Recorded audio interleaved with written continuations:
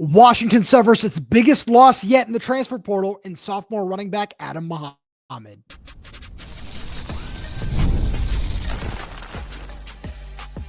You are Locked On Huskies, your daily podcast on the Washington Huskies, part of the Locked On Podcast Network, your team every day.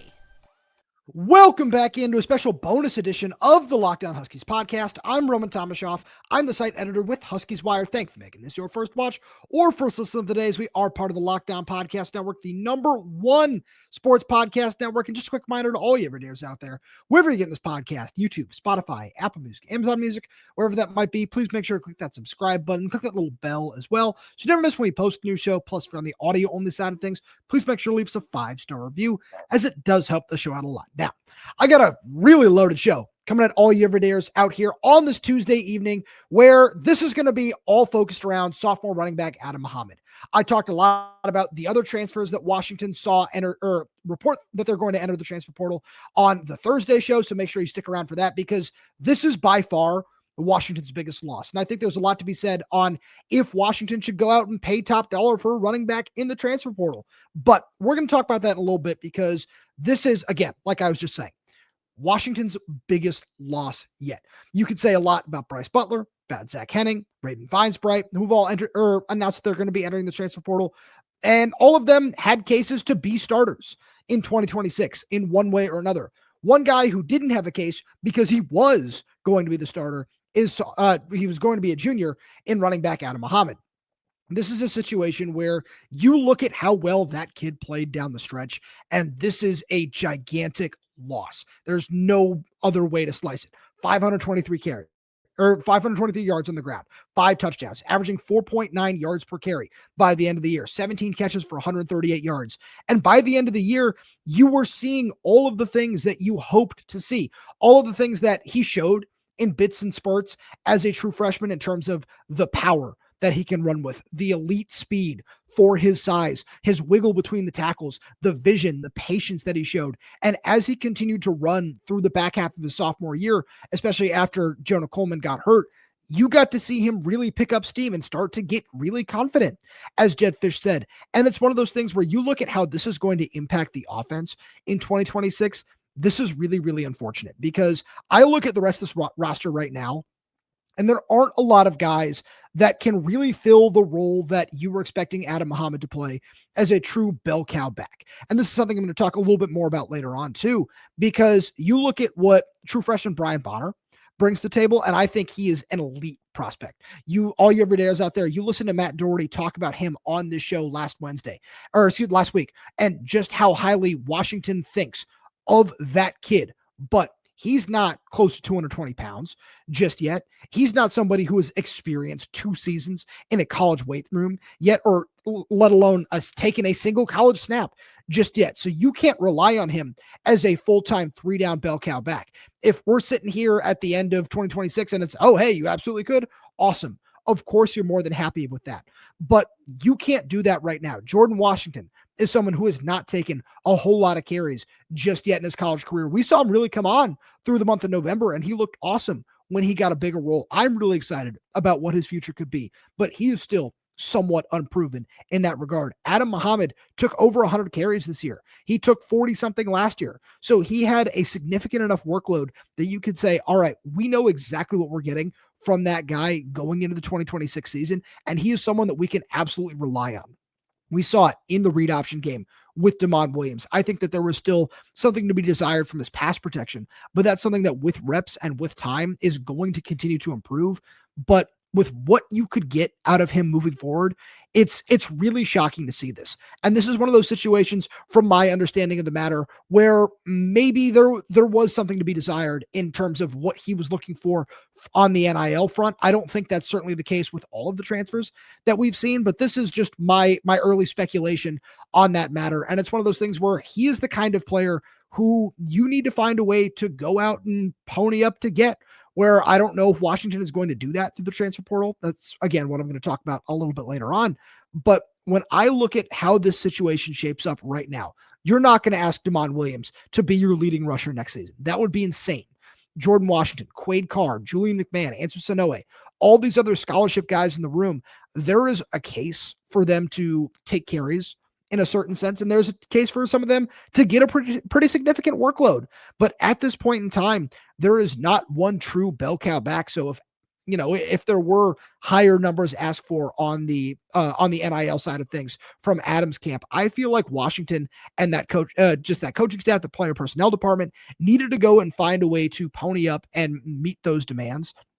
And it also just poses a really interesting, just topic of conversation, I would say, because a couple of weeks, and I know this is something I mentioned earlier this week on the show too. Jedd Fisch mentioned that when he looks at how a salary cap, or, in this case, revenue sharing, should be divvied up in that department, he said, you're going to pay a whole lot to freshmen because you want to make sure you get those guys in the door. He said somewhere around like 35%, I want to say it was, of the revenue sharing should be going towards freshmen. And then another 35%, I believe, was also the number for seniors. And then you divvy up the rest of that between the sophomore and the junior class, because you want to pay a whole bunch for the most experienced guys, and you want to pay a whole bunch to make sure that you can have that kind of talent on your roster. And then you kind of go about it from there. And I think it's just an interesting, thought-provoking conversation to have as it pertains to Adam Mohammed. Again, from my understanding of the situation at this point in time, it's all speculation. But I look at that, and I think that this is the kind of player that obviously running back is not the most highly valued position when it comes to the NFL, and when it comes to what that looks like moving forward with just how much that position gets injured, statistically speaking, or just kind of how a running back can impact the game at various points of time. But you still need one, especially in this conference. And you need one specifically with what Adam Mohammed brings to the table. So it's really disappointing to see that this is how this is going to come to an end, because he's probably going to transfer to another Big Ten or SEC program and wind up being a pretty valuable piece at this level of college football, because he does have that kind of talent. And Washington and running backs coach Scotty Graham did a tremendous job recruiting him, keeping him a little bit under the radar, and putting him in a situation where he was going to wind up being a very valuable piece. It was just all about patience and timing. And now that his time is set to come, the fact that it's not going to come to fruition at Washington is extremely unfortunate. So with that being said, let's talk a little bit more about the future of the position. Right after a message from our good friends over at FanDuel. NFL Sundays move fast, one big play, and suddenly everything feels different. That's what makes live betting with FanDuel so exciting. You're not just watching the game, you're reacting to it in real time. With FanDuel, you can place bets as the action unfolds, every drive, every momentum swing, every highlight moment. Live betting is best when the game starts to shift, a receiver gets hot, a defense tightens up, or the momentum flips after a turnover. FanDuel lets you jump into the moment. Live spreads and money lines adjust instantly. Player props update as guys heat up. You can bet next touchdown scores, drive results, totals, and more. It keeps you locked into every snap, every drive, every possibility. So if you want to be right in the middle of the action this season, visit FanDuel.com and place your NFL live bets all season long. FanDuel, the game moves fast, and so can you. We've also got a message from our good friends over at Omaha Steaks. The holidays are here, and whether you're hosting family, planning the perfect gift, or just trying to keep things simple and delicious, Omaha Steaks is making it easier than ever. From effortless holiday entertaining to unforgettable gifts, Omaha Steaks delivers the world's best steak experience straight to your door. And what makes it even better, with Omaha Steaks, you always know exactly what you're gifting. USDA certified tender steaks, premium proteins, gourmet sides, and decadent desserts that make anyone feel appreciated. I love how easy it is to gift. They show up frozen, packed beautifully, and ready to cook. Steaks are perfectly aged and insanely tender. It's restaurant level at home. They have so many options: steaks, burgers, chicken, pork, seafood, desserts. There's something for every kind of holiday gathering. Save big on gourmet gifts and holiday favorites with Omaha Steaks. Visit omahasteaks.com, and for an extra $35 off, use code COLLEGE at checkout. Terms apply. See site for details. That's omahasteaks.com, promo code COLLEGE. So there are a lot of schools of thought that you could have when it comes to what Washington should do moving forward at the running back position now, because there's the train of thought of, okay, let's go see who's available in the portal. Let's bet big on one of these guys, probably a senior who has a whole bunch of production over the course of his career, maybe is a similar build, and is just someone you can trust with the ball in their hands 150 to 200 times in a single season, like you could with Jonah Coleman. I think that Washington needs to go out and get a running back through the transfer portal now either way. But I think that you don't necessarily have to bet big on one of these bell cow sort of guys, because if you go out and get someone who is, again, just a bigger experienced running back who you can still trust to give, let's say, 80 to 120 carries over the course of the year, like when you look at Jedd Fisch's 2023 team at Arizona, how there were 3 or 4 different guys who wound up with 80 plus carries on that team. I think that might be the route that you want to go, because you can still add the back that you're looking for in terms of all the measurables, whatever it is you want to say in terms of the role that you want that guy to fill. Because then on top of that, you can still work in more Jordan Washington, more Brian Bonner. Quaid Carr is another guy who I like to point out, who I've been really impressed with through watching him in fall camp and then seeing him in limited action over the course of the year as well. I think that is probably the route that you're going to want to go, because you don't want to take anything away from the guys in the room, because I think you have some really solid building blocks there, and you don't need to go out and pay up to get someone to transfer in ahead of those guys. You just want someone who can just be another complementary piece, is the best way to say it, because Damon Williams is also someone that you need to factor into the situation, and why, if you want to go out and get one of these upperclassmen, you can get someone who you're going to really trust when it comes to pass protection. That is the number one thing that I think needs to be emphasized when you look at what you're going to get out of a transfer portal running back. And as we continue to just look towards the future of Jedd Fisch's offense and look towards what everything can be in 2026 and where the coaching staff certainly expects this team to be, I think that that's what you kind of want to picture, because when you look at what it could have been with Adam Mohammed still on the roster, him and Jordan Washington formed the perfect combination. We saw that come to fruition, especially in the Purdue game, of what it could be if you have the thunder and lightning combination that running backs coach Scotty Graham really likes to work with. I think that there's a lot to be said about just kind of going that route instead of, all right, we're going to go out and pay top dollar to bring in the number one running back in the portal. Would that be a bad thing if that happened? Absolutely not. I don't want to say that it is, but I just don't think that that is the most optimal outcome for this Jedd Fisch team as we look towards the future of the roster. One more thing that I want to say before I get out of here on this show is I'm not going to be concerned about Washington's NIL, about anything like that moving forward, even after the discussion that we had a couple minutes ago on the show, because Washington has shown that if you are the kind of player that fits the system and fits the scheme really, really well, that they are going to take care of you. I think that is something that is absolutely worth being said right now, because again, with Adam, maybe there were other things at play when it comes to just this discussion as a whole in terms of what's next for him and why this relationship with Washington ended the way that it did after 2 years, but it's not something that I'm going to, take over into every single portal discussion, like Raiden Weisbreit, for example, and say, that's all about money. That's all about money. That's all about money with Zach Henning or Vincent Holmes or Bryce Butler. No, because that's certainly not the case in every single scenario. And Washington has a young, talented roster.